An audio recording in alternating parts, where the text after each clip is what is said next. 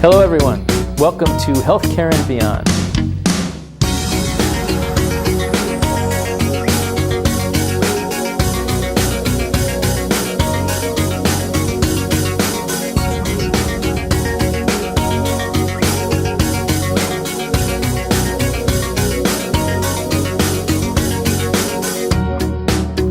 I'm Dr. Larry Rosenberg, I'm your host, and in this program we're going to explore the huge and fascinating world of healthcare. There's just so much to talk about in healthcare these days. People are just so interested in it. And we're going to try and capture some of that enthusiasm, try and capture some of that excitement, and try and learn as much as we can in the course of this show. We have some really great guests, and there are also going to be some interesting segments that we're going to have over the course of the season. Healthcare has been on the minds of people for a long, long time, but I think never more than the present.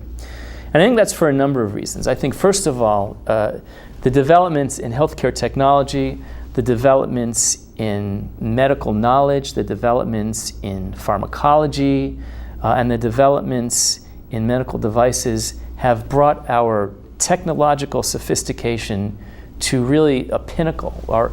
The quality of care and the level of care that we deliver now in the United States is unprecedented, not only in this country, but really, if you think about it, in the history of Western civilization. So it's an exciting time to learn about that, and I think people are just compelled and invigorated in trying to understand that. But there's a lot of other things that we have to talk about in healthcare as well. There has been a very active and very powerful wellness movement, which includes not only nutrition and learning how to eat intelligently, learning how to manage your life intelligently, but exercise as well. And even though there is a large amount of, or I should say there's a large percentage of people who are not as healthy as they could be, I think on balance, people are, if not becoming healthier, certainly becoming aware of how to be healthier. And we're going to try and capture some of that enthusiasm as well. I also think that healthcare finance is becoming ever important, particularly with the onset of Obamacare. And we're going to talk a little bit about finance and how healthcare impacts our finances in the small world, such as our own personal finances, how it affects our pocketbook, our personal budgets, but also how healthcare affects us in the larger scale, how it affects our economy, and how our economy is in turn affected by the changes in healthcare. So a lot to talk about. A lot of fascinating topics to talk about, so please stick with us. It's going to be a great show, and we're really looking forward to sharing this time with you. Again, Larry Rosenberg here for HealthCare and Beyond. Hello everyone, welcome back to HealthCare and Beyond. I'm your host, Dr. Lawrence Rosenberg, and we have a great show for you today. Today our focus is on nutrition, and specifically we're going to talk about the farm-to-table movement, which has been gaining a lot of traction here in the United States certainly over the last 5 to 10 years or so, and probably for a lot longer than that. But it's an area of interest for a number of reasons, not the least of which is that it's perhaps one of the most positive steps that we've taken as a nation to bring healthier foods and in fact a healthier lifestyle to each and every one of us. The farm-to-table movement has a long history, and we're going to talk about it a little bit today with our guest, Todd Villani. Todd is a chef and a restaurateur at Terre à Terre restaurant in Carlstadt, New Jersey, and he knows an awful lot about the farm-to-table movement, an awful lot about cuisine, and we'll certainly have the opportunity to pick his brain today and spend a great deal of time listening to what he has to say, and it's really a treat to have him. I want to read from his website, his biography, if I can. From a young age, Chef Todd Villani grew up in a kitchen alongside his grandmother, who prepared 3-course meals every day for most of her adult life. Inspired by her passion for food, he began his culinary career waiting tables from coast to coast, from some of the finest steakhouses to fish restaurants on the Strip of Miami, accumulating along the way an appreciation for various cuisines, authentic ingredients, and techniques that truly define a culture. Chef Todd already had a well-traveled palate before he traded his waiter's apron in for a chef's hat and headed to Europe to apprentice at one of the world's leading 5-star restaurants. Upon his return, Todd was hired at World Yacht, a subsidiary interest of acclaimed top chef Marcus Samuelsson. With a varied ethnic culinary style, Chef Villani evolved his repertoire, blending traditional French technique with the Scandinavian-inspired cuisine Samuelsson had become recognized for. Since then, Chef Todd has refined his craft, blending simple fresh foods with expertly blended exotic flavors and ingredients, his signature approach to preparing foods with an international flair. So, Todd, let me welcome you to our show, Healthcare and Beyond. Hi. It's a real pleasure to have you here today. And, it's a pleasure to be here. And I do want to begin by talking just a little bit about your background. I know that you know the bio certainly highlights some things, but you know your experience is fairly broad. Talk a little bit about your training, you know, sort of where you came from, and how you evolved to becoming interested in the farm-to-table movement as we see in Terre à Terre. Okay, well, I mean, at a young age, like the bio said, you know, it was being around my grandmother that really positioned interest into it. Whether she'd go into the yard and pick dandelions and use it in a salad. You know, so from a young age, I was, you know, starting to learn. As I moved on, you know, and went through my adolescence, I started working at whether it be a deli or I was surrounded by food. Being an Italian background, you know, grandmother and my other side, my grandmother, we were always having Sunday dinner, and you know, it was you know, food. And then as I grew older, you know, and I started to bus tables and then waiter and serve tables, and getting into the business more and more, and I started learning the front of the house aspect of it. You know, it came to a point where I was really doing well at it, but I was more drawn to the food. So I decided that I was going to go to culinary school, and you know, get more. It was more stability. You know, I knew that it wasn't going to be a high-paying job right off the bat, but I knew that it would be stable. So we went in that direction, or I went in that direction. And after I finished culinary school, I attained so many student loans that I started to waiter again. Where did you? It was the French Institute, the French Culinary Institute? French Culinary Institute. Yep. So yeah, and it was remarkable. I mean, we learned basic techniques in culinary school. Yeah. I thoroughly enjoyed it, and like I said, when I got out, I went back to waitering, but you know, I still had that idea of being in the kitchen. Right. So I had the opportunity through my sister, who started a program for Greek and food and wine tour to Greece, and she took me along, and it was my first, you know, first time in Europe. Yeah. And as we went to Europe, and she brought me around, and I saw how they would use the ingredients that were right outside their door. Right. I was really that was the beginning stages of being drawn into that whole local farm to table type of cuisine. Now, did your I mean, your experience at the Culinary Institute must have been, you know, for lack of a better word, probably somewhat academic, somewhat standardized. Right. You know, I'm sure that as with a lot of schools, there are certain traditions. Right. You know, did you find that the things that you were seeing in Europe sort of conformed to that tradition, or you know, was it a little bit different than what you had learned initially, you know, in culinary school? There were things that were somewhat different, and then there were the basic techniques that you learn that have been brought on from generation to generation, right. And that's from, you know, your French and Italian cuisines, I believe. But I didn't see the true love for food and passion for food in the culinary school. Right, right. Whereas you find that with the little old ladies, let's say, who's cooking you a meal. That's where we found it.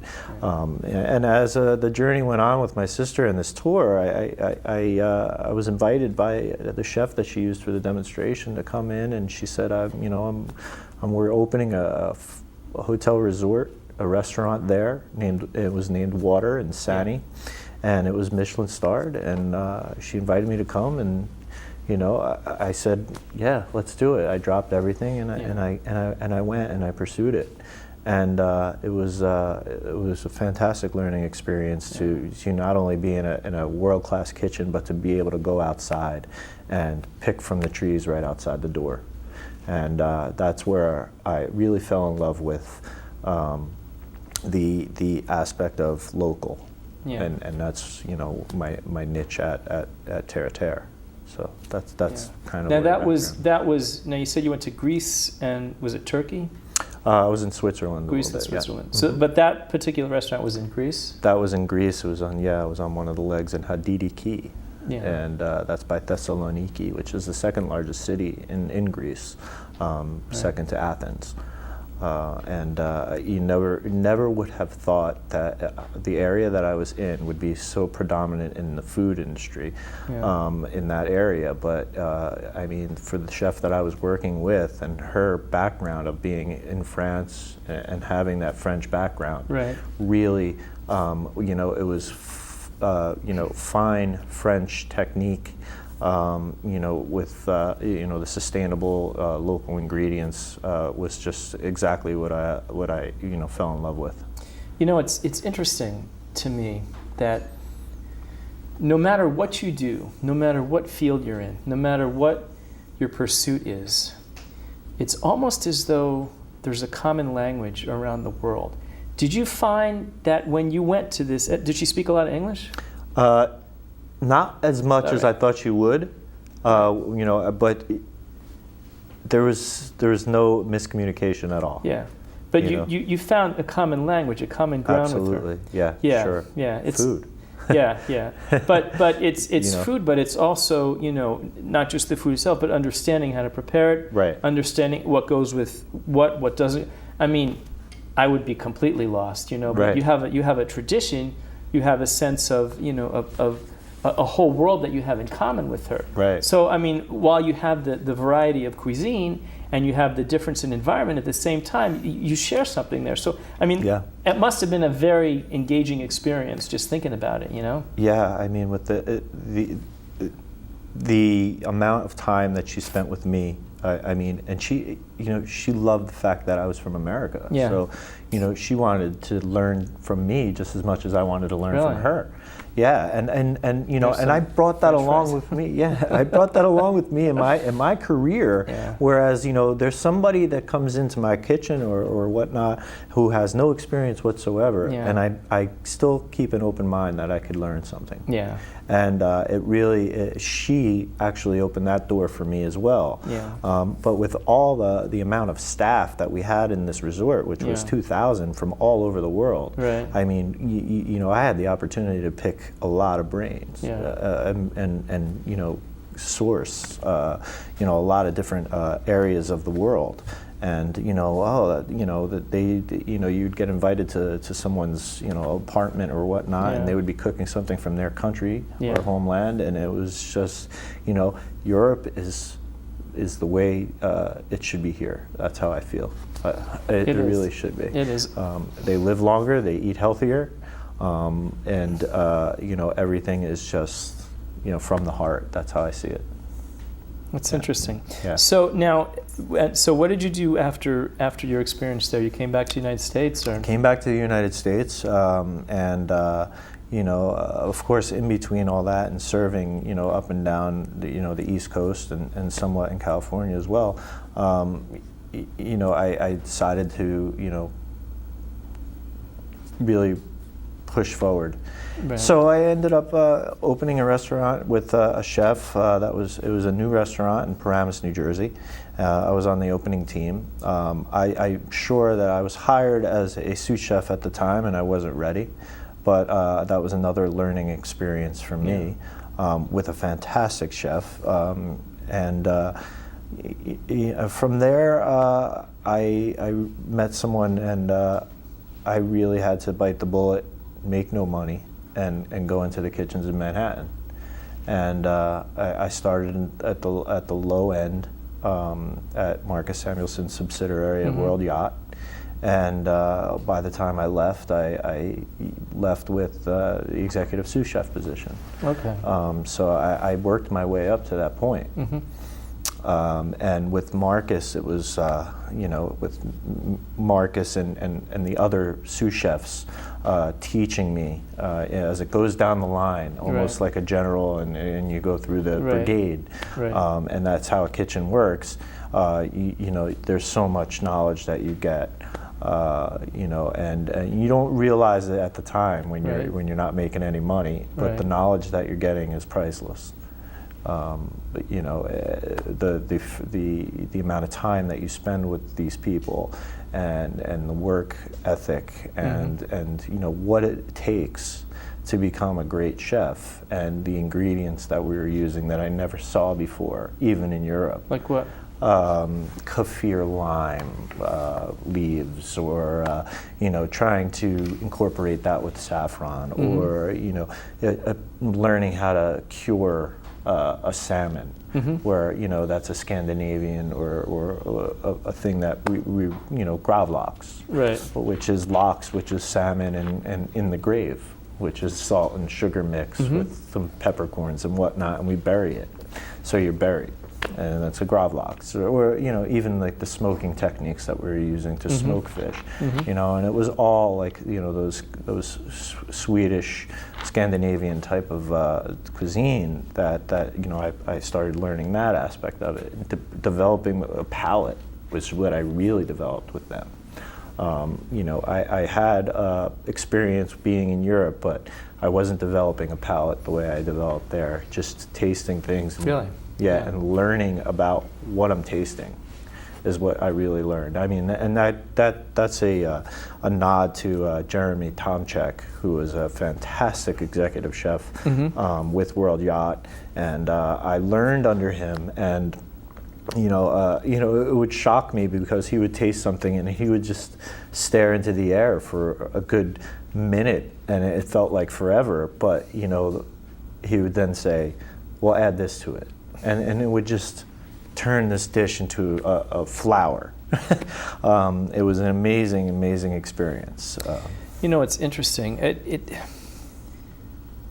What you do, being a chef, it's kind of it really is kind of a gift. It's really kind of a talent to be able to sense and taste different things. I can go into a restaurant and I can tell what I like and what I don't like. But I have to tell you, and as sort of an average person, my level of sophistication in being able to discern and appreciate all the different flavors is somewhat limited. I got to be honest with you. It's great and I appreciate what people do, but I don't know that I can appreciate it to the level that other people can. Did you always have this kind of I can call it a gift, but I think what a better word would be a sort of a level of understanding of food. Did you always have that? Did you cultivate it? I mean, is it something that you can develop, or are you just kind of born with it? I don't know, because I don't have it, I feel that, you're born with a certain aspect of it, but you really have to develop it. Right. And I think that's with anything that you do, in musically or sports or athletics. Right. I think that you're given certain gifts, and you have to take them and do something with them. Right. Right. My palate was non-existent until, I thought it was existent, but it was non-existent when I got into working with these guys from Aquavit and really learning what flavor and how to match them. Right. What it was all about. I didn't learn until I was with them. It was an amazing journey. It's the best time of my life, to be honest with you. But there's always tomorrow. Yeah. But using these different whether it be liqueurs or aquavits, we used and put on the gravlax and just different techniques, all diverted back to French technique. Right. It always diverts back to French technique. We try to be a refined cuisine with a casual feel to it. That's how I see it. And even how you mentioned you have when you walk into a restaurant and you feel a bit average. What I gear my menus on is when you read that menu, that you're eating with your eyes first and the way it sounds. You always hear a customer say, "Wow, that sounds great." But they have no idea what it tastes like. I wish I had brought a copy of your menu. Your menu sounds amazing. Thank you. It really is. It really does sound amazing. Thanks. So you're in New York learning all this great stuff from all these great teachers and all these great chefs. How'd you get to Terre à Terre? Oh, okay. Well, from there, I had the opportunity to take a chef position in Montclair. It would be my first executive chef position. Yeah. And I was in Montclair for about 2 years, and that was a different learning process. Now you're talking about cost and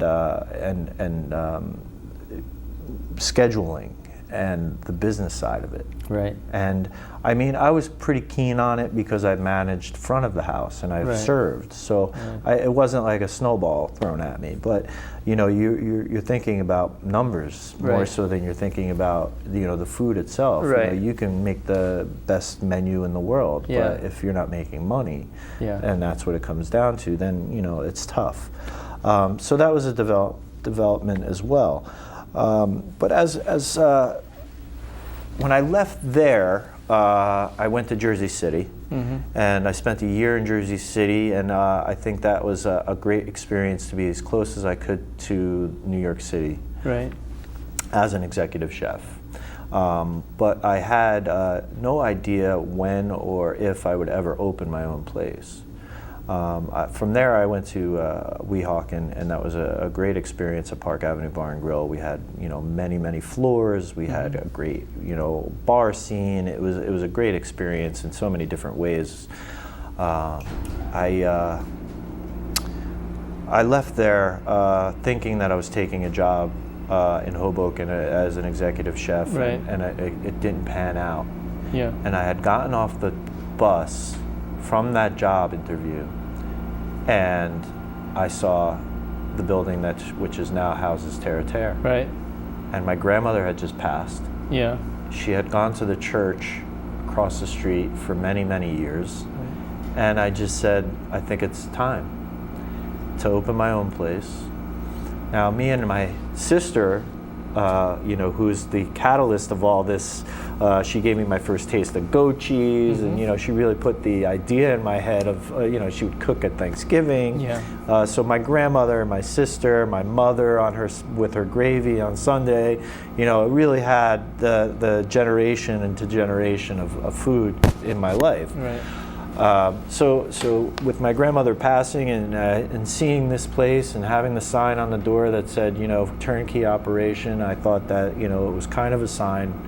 It's a nice story. Yeah, it was. And, and I went for it without knowing what was going to happen, and not knowing ever being an owner before. So we got in September 2nd, and we opened October 15th, and it was a lot of work to get open, but that was Terra was born, and we wanted to make sure that we were thinking about. I was always thinking about how, when I was in Greece, how I was going to transform that from what I learned there and what I learned from Marcus and Jeremy Tomczyk, and bringing it into my own restaurant. So I really thought that local was the key, the niche, and the niche was okay. Well, what is local? And Thomas Keller had touched on that. What's local? What does local mean? And I said, well, let's put a number on it. So we did a 300-mile radius. Right. We have such wonderful, wonderful farms, whether it be in New York, New Jersey, Pennsylvania, on the coast on the East Coast, Massachusetts. Right. Our fish, our cattle, our duck. There's so many, different avenues. So we're going to come back and explore this in just a minute. Sure. You're watching Healthcare and Beyond with myself, Dr. Lawrence Rosenberg, and our guest Todd Villani. We'll be back in just a few minutes. We'll see you then. Welcome back to Healthcare and Beyond. I'm Dr. Lawrence Rosenberg, and with us again is Todd Villani from Terra Restaurant in Carlstadt, New Jersey. We've been talking to Todd about his background, about his influences, and really it's a fascinating story about the evolution of a chef, really, and a restaurant owner, and particularly somebody who embraces the farm-to-table movement in your philosophy as well as in your restaurant. I did want to talk a little bit more about farm-to-table. And so here's a question for you, Todd. What do you think, and we've been talking about it a little bit, but what do you think it is that makes the farm-to-table movement so attractive to diners? And there's two parts to that question. What is it that makes it so attractive to diners? And clearly, it has gained an awful lot of traction. And what makes it attractive for, restaurateurs, chefs, and owners? So how does it play to both of those audiences? What's the attraction in both of those audiences? Okay, well, to answer the first part of it is, I think that it's attractive to diners because I think with technology and the way that everything is perceived, whether it be on the internet, and more people are gaining more and more knowledge of exactly the mass production of our food in America, that they're seeing that it's honestly not healthy if you're going in that direction. Right. So I put it out there that I want to get the local ingredients from the farms in my local area, and not only I want to help out the local economy as well, and the small farmers that are getting put out of business at a startling rate, and use their product that's not being put with pesticides or hormones or antibiotics or whatnot, and really getting a local feel in my cuisine. And the farm to table, it's just it's growing and growing because people are getting more educated on the fact that the fast food or the tomatoes that we're using, for example, down in Mexico are being picked green. Right. And dyed red, right. and they're hard as a rock. Right. When you get a Jersey tomato from a local farm, you're going to tell the difference. Right. I mean, it's just amazing how bright red and how delicious and sweet, and the flavor is totally different from anything you're getting where it's traveling a certain long amount of time. Yeah. I don't know, repeat the second part of that question? I'm sorry. Yeah, and just that the other part I wanted to ask is what makes it attractive to restaurateurs. But before we move on to that, I did want to mention there was a study done. Now I can't remember exactly when it was done, but in the course of reading up a bit on the farm to table movement, there was some I don't know if he was a professor or he was a chef, but this guy looked into the average number of miles, all right, a strawberry travels to get to your table. And it may have been a strawberry, it may have been a couple of different things, but I know a strawberry was in there somewhere. Anyway, the average number of miles it takes for food to get to your table is 1,500 miles.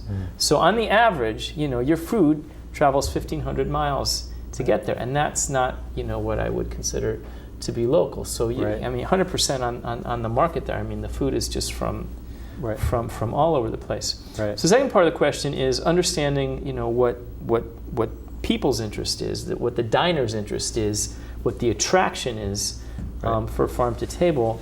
Now, as a restaurateur, as a chef, what do you find interesting? What attracts you? Clearly yourself. I mean, you talked a little bit about your influences, but sort of in general, what has been the impetus for chefs around the country and restaurateurs around the country to move very decidedly, and perhaps with some risk as well, into that direction? I mean, it all is according to the taste. To be honest with you, it comes down to the taste. When I make my menu, when I do my menus, and I say, okay, I'm reverting back to Thomas Keller and how he talked about his, the asparagus that comes up and when it comes up, and when you first use it.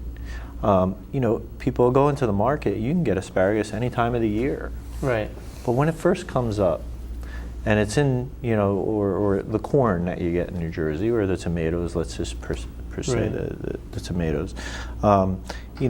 Again, it has that feel inside that you feel that it's from a block away, or a farm 10 miles away, that they're working so hard to produce it and not mass produce it just for the local people. And you slice into it and you taste it, and then you slice into one that traveled 1,500 miles, and it's like night and day. It's night and day, and that's the draw. The draw is that the small farms are really making love to their food, per se, as the other mass-produced food is just get it out, get it going, somewhat like fast food. And it's almost as though, to draw out the metaphor, it's almost as though the local food takes on a certain kind of personality. It's exactly it. I think so. It has its own personality. And its own feel, and it's very easy to fall in love with that part of it. You can tell the difference in the plate and how it tastes. I keep on reverting to that because I can make a plate with local ingredients, and I can make a plate with ingredients from 1,500 miles away, and they'll look the same almost, but it won't taste the same. It won't taste the same. And that's the key. It's all about taste. Well, I think we're going to have an opportunity with you, Todd, to taste and talk about some of the locally sourced ingredients that you use in your restaurant. But I did want to talk about a couple other things before we get to that, because you have so much knowledge about things. It's really fascinating and interesting to talk to you. I had mentioned to you when we spoke last week on the phone that, as a sort of a layperson, I read about the different culinary movements, and I had asked you about the molecular gastronomy movement, which I guess is now defunct, right? I wouldn't say it's defunct. I mean, it had a strong presence. I would say a good 10 years ago. Whereas, let's say, Wiley Dufresne at WD-50 was using it, and he happened to just close, but or Il Bulli in Spain. Right. But there are some of those techniques that we still use, but it's not where the whole dining experience is based on the molecular gastronomy. Right. I just feel that for me personally, the science of it's not real. Right. It's in your heart. Food is how you put it on the plate and how you make flavors. It's not all about spheres of tomato water. Right. I just it was fun. It looked great. It was cool, and but I think that it ran its course, and now we are really. I think that the biggest thing right now is we're moving into more of different parts of the world. Yeah, you mentioned that. Talk about that a little bit, because that's really very interesting to me. Yeah, I think that we're trying to seek out now, and it goes back to Anthony Bourdain and what he's doing and traveling and so much as far as No Reservations or whatnot, or his new show. But we are seeking out more ingredients that are coming from places that we never looked before, right. That we want to try, and that other cultures are using or have been using for quite a long time, that have a story behind it. And I see it more and more in the cuisine. 10 years ago, 15 years ago, you didn't see much quinoa on a menu. Now you see a lot of people using quinoa. The things evolve again. And it also comes down to the health aspect of it and the nutrition aspect of it, like we're talking about. But I think that the movement right now, in my opinion, and I could be wrong, is that we're looking to seek out different avenues from different locations all around the world and bringing a little bit of that back to us. And using it, especially in the New York melting pot of all different cultures, and using it in different areas where you use an ingredient from Ethiopia and an ingredient from South America, and kind of put them together. Right. And I think that's what's happening right now. Using a little bit of your French technique with your Ethiopian and whatnot. It's just an example. Right. So that's where I see it's going. Interesting. It's a whole world. Yeah. Coming back to cooking a little bit. Sure. Again, I'm sort of a novice, and I'm certainly a novice in the kitchen. I don't think that I have that je ne sais quoi. Certainly, je ne sais quoi. But when you approach your food, when you approach your cooking, when you prepare your dishes, when you think about what you want to present, are there some kind of rules or some guidelines that you tend to follow? And I'll back this up. It sounds like a strange question, but there are musicians I know who keep a certain goal in the back of their mind.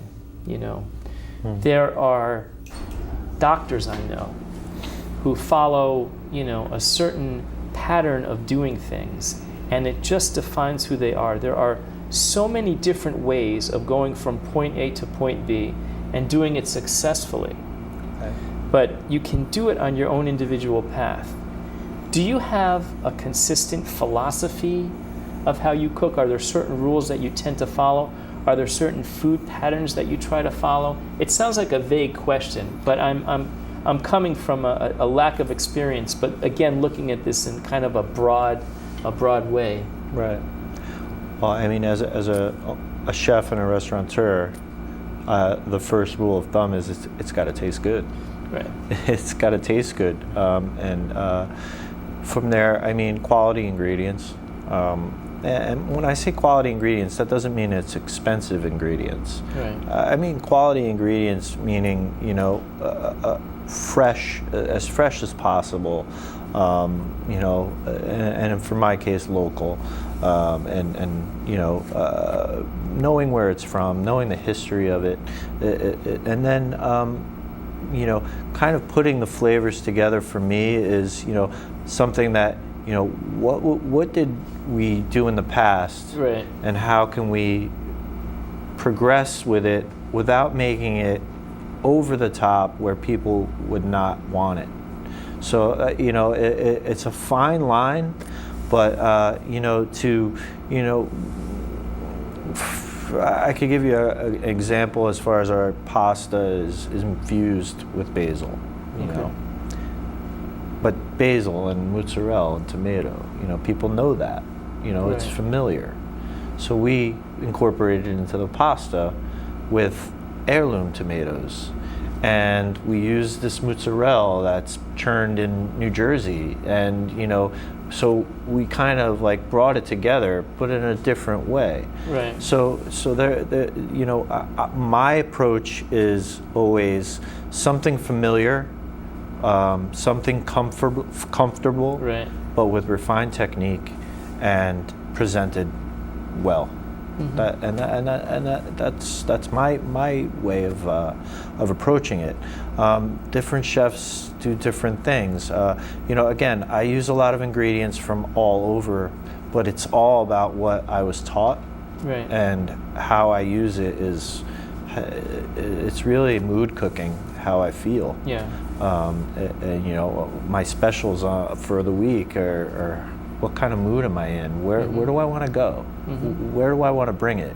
Do I want to go and use these Ethiopian spices that I have? Do I want to, go and do a ceviche? It's summertime, and then there's, like athletes, they look and see their competitors, what they're doing. Right. Is Larry Bird said that he used to watch Magic Johnson, how many shots he put up. I always look at other chefs. I like to keep up with what's going on, right.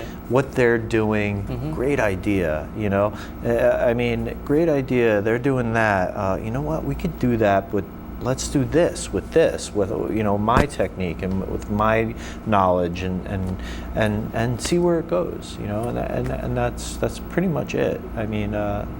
That's how I go about it. But it all begins with, is it going to taste good? Right. And we do a lot of tests. Before the menus come out, we try to test it as specials. Right. And if it works, and if it works and we sell it and the people enjoy it, then we consider it on the next menu and we try it. Building the menu, for farm to table, you have to go to different farms to see what's going to be available in that right. certain time frame, right. and then build the restaurant or the menu around it. We are going to actually sit down with Todd, or stand up with Todd, yeah, and actually watch as he prepares a dish. But before we do that, I want to talk just briefly a little bit about wine, because I always find that wine is my favorite part of the meal, particularly when it's matched well with food. Right. Talk a little bit about how you choose your wines, particularly in something like a farm to table, where the food ingredients are so paramount. Right. That's a great question. For one, we do a lot of tastings. So, whether it be 4, 5, or 6 courses, or 7 or 9 or whatnot. And, the big thing right now and over the last 10 years has been pairing it with wine. So, you get the aromas and the flavor profiles from the wine, and then you kind of try to put them together with certain dishes. It used to be where white only goes with fish and chicken, and that's not necessarily true anymore, because the wine and the technology and the techniques that they're using has broadened the palate and broaden the palate with the food.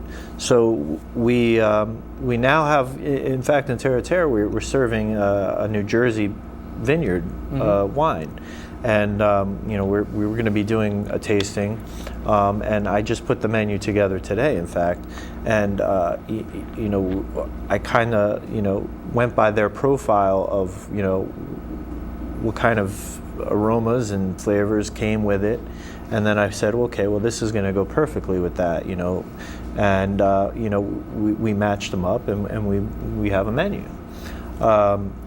You know, you have those broad reds in your Cabernets. You know, I'm a California wine guy, so you know, you have your Cabernets and your Merlot, and you know, you kind of know that that's going to go with a nice big hearty steak, or a lamb, or a duck, and you know that your Chardonnay is nice and buttery, so you know, you'd like to do some sort of, you know, whether it be a duck or a chicken, but maybe even the fish as well, a nice hearty halibut or a cod, and you know, the lighter whites up in the, you know, in the beginning of your meal.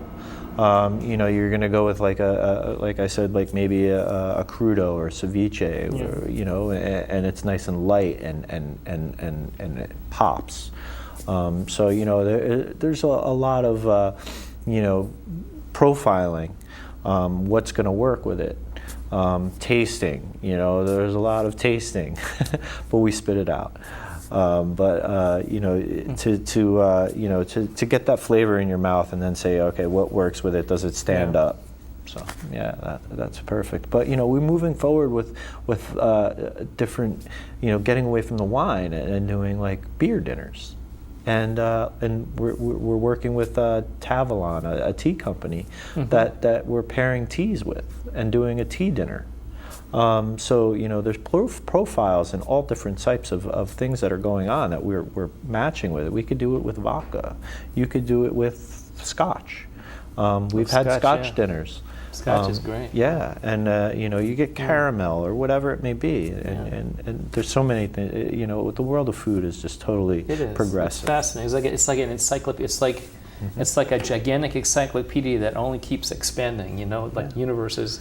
And what's amazing about it is everybody does it. Yeah. Everybody eats. Yeah, everybody eats, but you know, it's you know, as different people experiment with it's you know, it's like, what's it like? It's like the art world, you know? Oh yeah. Somebody picks up on something and then they develop a whole school of thought or a whole dimension. Culinary arts. You know?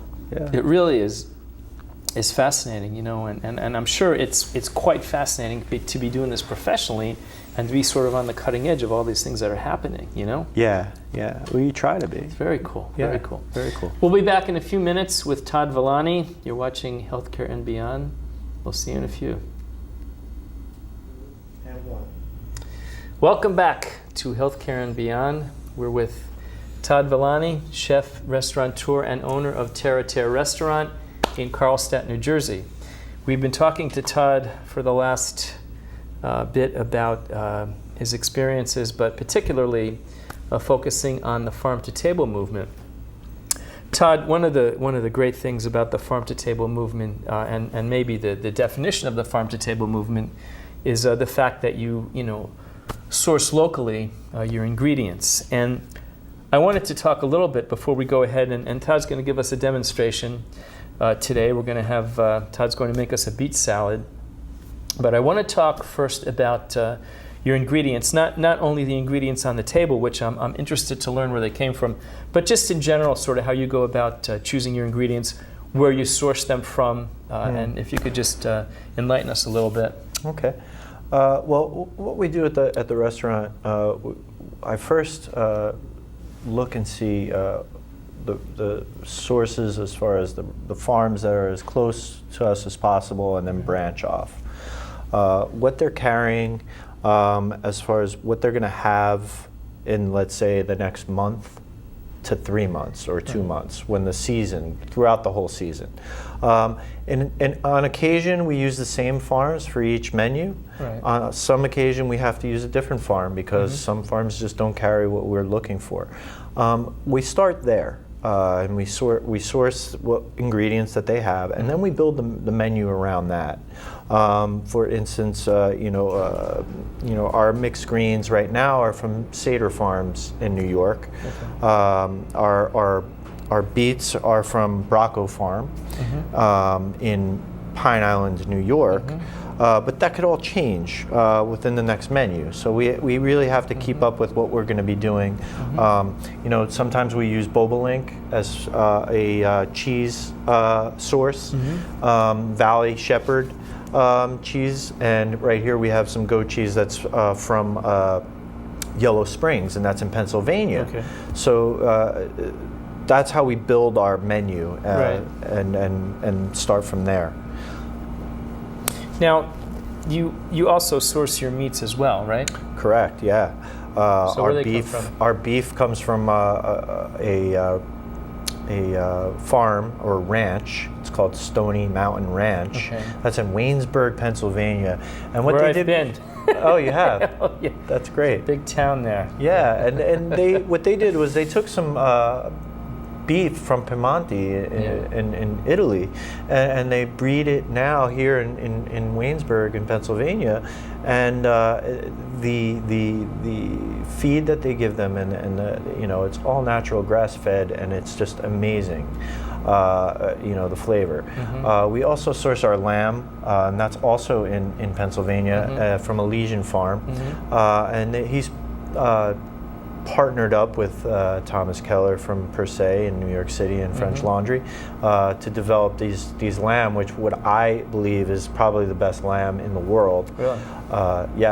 Our fish is also somewhat local. We can only go so far with sea, but I mean, our New Jersey Barnegat Bay scallops are the #1 sourced scallop in the country. Okay. I mean, our chicken and duck is from Goffel Road Farm, and that's in Hawthorne, New Jersey. So we have a source, an outlet for everything that we can possibly use, in a local 300-mile radius, and that's our niche, and it's been working so far, and I love it. Very good. All right, so take us through what you have here, Todd. Okay, so basically, like I said, our beets, we have some yellow beets here, and some red beets, and those have been the whole beet right here, which is yellow, red, or candy cane, I should say, and red.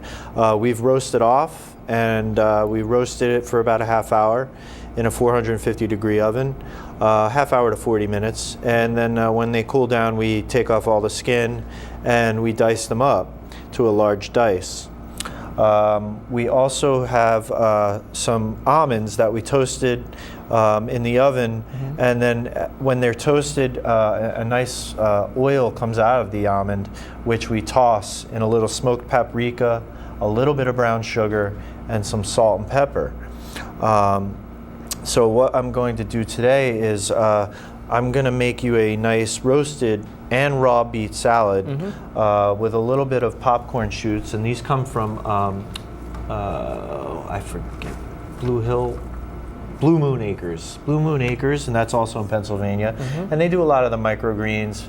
Those are popcorn shoots, so they're a bit sweet, and the goat cheese. So first what I'm going to do is I'm going to actually cut off, this is a raw beet, and this is a beautiful yellow, and we're going to just take the skin off. Beets are very popular these days. What is it? What is it with beets? I mean, they're almost like candy. I mean, I used to remember beets from make borscht from when I was a kid, and we just keep away from that. Well, I mean, a lot of the times it was coming in the can as well. But nowadays, with the raw beets, is they taste so sweet, but they have like an earthy taste to it as well. So it's really nice. What we're going to do is we're going to put it on the mandolin. This is a Japanese mandolin. We're going to slice them really, really thin. And I also thought beets were all red. I didn't realize beets were yellow also. Wait until you see these candy cane beets. Now, what's great about these is they come like a circle. They look cool too. Look at that. Hold on. Don't go for a second. I just want to show the camera. Look at the variety of it. It looks like a candy cane. You just want to eat it. Yeah. Oh, my goodness. And great. Take that home with me. I assure you, it does not taste like a candy cane. But we can also, Beautiful. you know, cut it to where Yeah. the way we like, Yeah. and do squares. That must look very cool when you present it. My goodness. We're gonna try, and then we have the red, and the red, you know, you have to be careful because it'll dye your hand. But I mean, you could see how beautiful these beets are coming from our local source. And Now, for something like this, I would imagine that it makes a huge difference if it's local. it does. Something I like mean, this, you know. Yeah, I mean, you could tell the difference how Yeah. the flavor profile, the sweetness, Yeah. and the earthiness. I mean, you know, New Jersey has that irony kind of flavor to it, but it's not overwhelming. So let's put our salad together, and we're gonna do some raw. I mean, I would imagine, Todd, that, and it's probably just a little naive of me to say so, but, you know, I would imagine that just like the soil composition determines the flavor of a wine, so, you know, if you have a wine that's from the Bordeaux country versus a wine, you know, from the Zinfandel country, from, you know, Sonoma, from Napa Valley, whatever the, you know, the constitution of the soil is, certainly affects the flavor of the wine. I would imagine similarly it probably does the same thing for the vegetables, right? So your beet exactly from New Jersey is going to taste a whole lot different from your beet from, you know, New Mexico or something. You're exactly right, and you can tell the difference. Yeah. You know, if I were to give you a beet from, you know, California and a beet from New Jersey, you'll Right. know the difference right Yeah. away. Yeah. And as your palate becomes accustomed to it, Yeah. you're going to enjoy it, I think, a lot more. Yeah. So we have here some roasted beet, and we'll fix her up here, make it look pretty.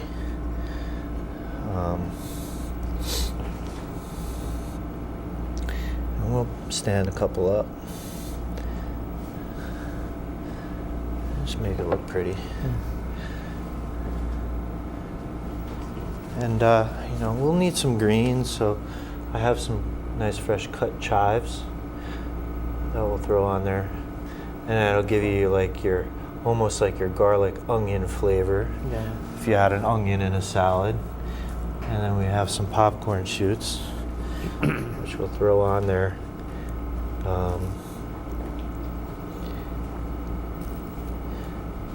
And that always goes nice with it, a little bit of sweetness.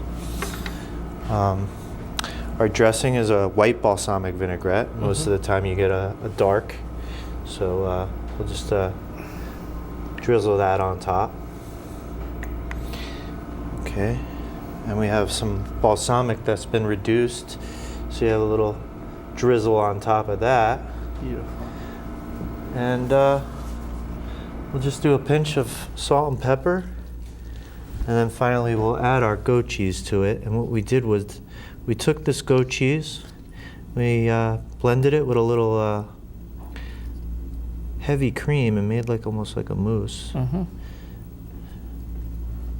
Yeah, it has a smoother consistency than your average goat cheese. Yeah. And we'll put that on top. We'll put some chives on it, and then to give it even more of a little profile, we'll add some peppercorn to it. That's great. Okay. And yeah, there's your raw and your roasted beet salad. Can you come in just a little bit, and we'll just take a closer look at that. Beautiful, just amazing. I can't wait to try it. You know, it's interesting that you know, and just talking to you about the food business and the restaurant business, you know, your culinary experience is almost like a symphony.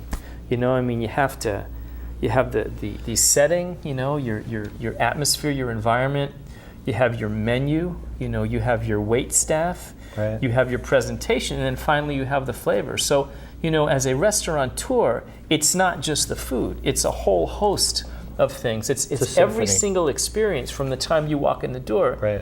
that you really have to be thinking about and probably have to be on top with one of those. Yes. You mentioned to me, and you know, we had this conversation that you give your waiters, you know, your wait staff, you know, extensive literature on where all these things are from, and again, it just expands and enhances their experience. Yeah, absolutely. But you know, it seems to me that that's really you know, a key part of the restaurant business. Yes. You know. Yes, the key part of it is the whole experience. Yeah. It's not just the food. Yeah. You know, people are coming for an experience, and you know, they want to feel happy. They want to feel an emotion.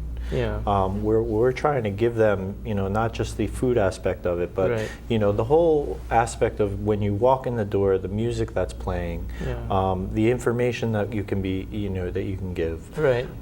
that we can give, the history and the story behind the place. You know, we also use local artists. That have, that's why our art. You know, Actually, I saw that. That's right. Yeah, so everything is ran like a symphony. Yeah. It really is. Yeah. And you know, I tell my staff, you know, how no matter how busy you are going to be like there's nothing wrong. Right. Like everything is running smoothly, Right. and you are not affected by anything. It, you know, because once you give in to that pressure, Right. it transforms into the guests, you know, Sure, experience. they feel that negative energy. Correct. Yeah. Well, I must say this has been a very, very interesting and a very fascinating hour that we've spent with you, Todd. We've covered an awful lot of material, and particularly, you know, spoken about the farm-to-table movement, which I think not only is gaining traction and is growing, but my sense, and I'm sure you'll agree with me, is that the future is really unlimited. It is. You know, and it's just, we're just so thrilled to have you here. Thank you. And I want to thank you once again, Todd, for joining us. Thank you. Larry Rosenberg here with HealthCare and Beyond, and we look forward to joining with us next week, and appreciate your spending some time with us. Thank you very much.